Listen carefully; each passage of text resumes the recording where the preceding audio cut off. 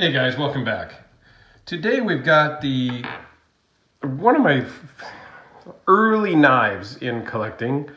I got this straight from Kramer from Kramer Custom Knives a couple, 3 years ago at the California Custom Show. I met him actually the same time I met Greg Medford, and I bought my first Medford Marauder. I bought this and the Marauder at the same show.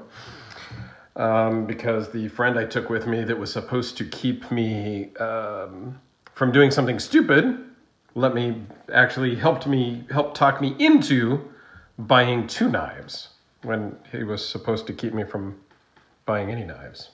But anyway, I digress. So we've got the Kramer Custom Knives Reaper. Really cool knife. Not really available anymore, but I wanted to show off some of his work. He does some fixed blades and some other folders right now. I'll put a link to his website down in the description. Let's just jump right into it. It's 5 1/8 inch closed.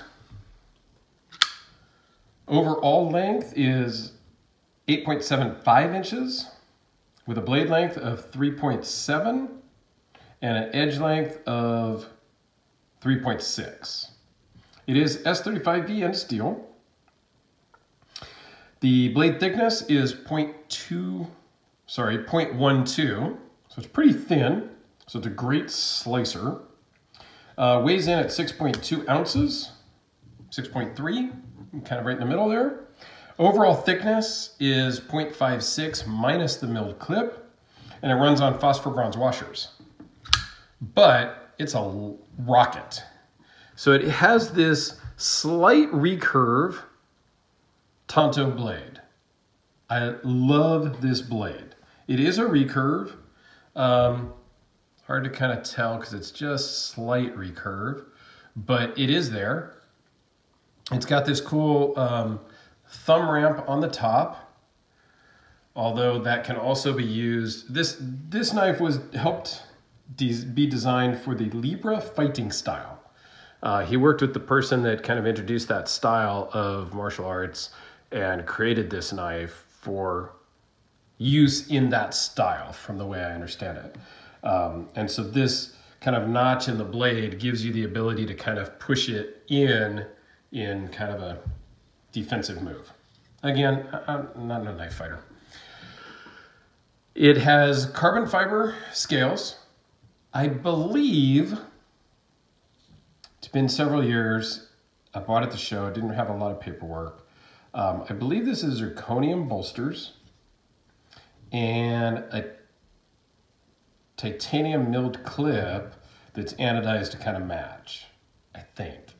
The really cool part about it is it's a piece of wood as the backspacer. So this is a piece of ironwood. My understanding is it's such a hard wood that it doesn't float, if I'm not mistaken. It's pretty crazy. It's a beautiful piece of wood. Has titanium liner lock, titanium scales, or liners with the titanium liner lock. It's the only one he ever made with the ironwood backspacer, and I just kind of had to have it. He only had this and maybe one other knife at the show, but he was a totally cool guy. We sat and talked for a while while I decided between this and the Medford, and then I actually just bought them both. This is Sebenza-like smooth. So, I mean, I'm not going to compare it to the Sebenza, but the action is very Sebenza-like in how smooth the action is. It is super sharp, straight from him. He put a great edge on it. And again, I love the backspacer. So just give you a quick little walk around. Great stonewash finished blade. Normal hardware. I don't know that I'm going to take this apart because there's a lot of pieces to it. And quite frankly, I don't want to screw something up and not be able to get it back together. I mean, I might, I don't know. likely not going to take this one apart.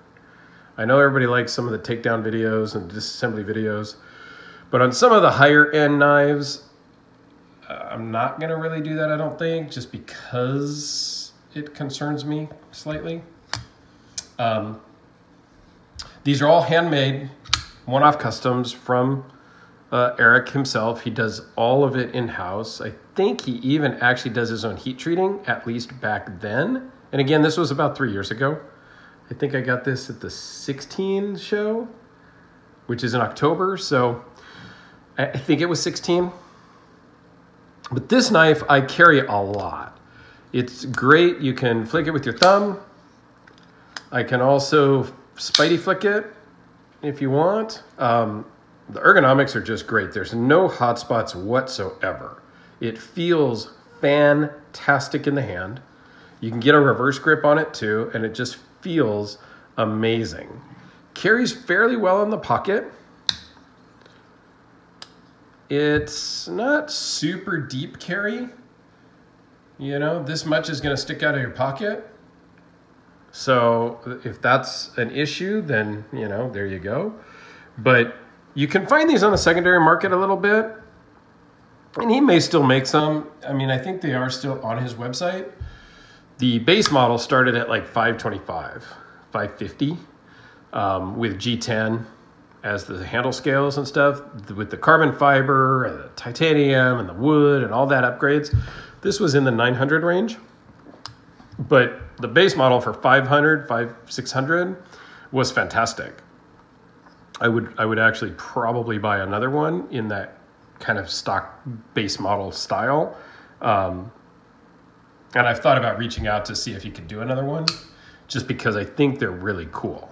It carries really well. It feels good in the hand. It's fun to play with and fidget with a little bit. Just an overall great knife. So let's do a quick couple size comparisons with my trusty handy dandy Sharpie. It is a regular Sharpie. This is not a non-Sharpie. It's a regular Sharpie. For those of you that know, you know. Those of you that don't know, well, it's a regular Sharpie. Todd Big Steelcraft Field Marshal, about the same size. The Field Marshal is slightly bigger. And then, since I mentioned it's Sabenza-like, how about a large Sabenza 21?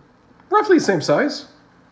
Obviously, this is much thicker than the Sabenza, but very, you know, even as I run them now side by side, still very Sabenza smooth, if you will.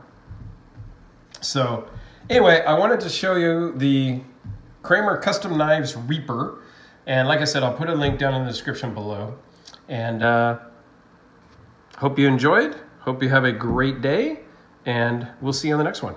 Thanks a lot.